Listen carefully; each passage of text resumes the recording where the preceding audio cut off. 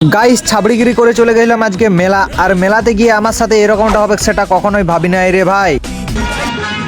खूब लगती हो बड़ी सुंदर दिखती हो।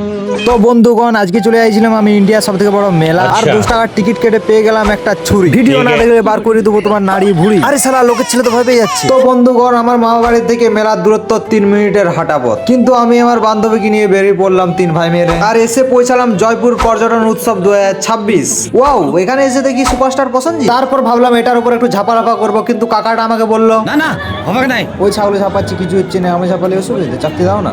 ঝামেলা করে না এখান থেকে ফেলা। আর সেখান থেকে খেদাড়ি দিতে আমি আমার সামর্থ্য অনুযায়ী একটা দোকানে চলে এলাম।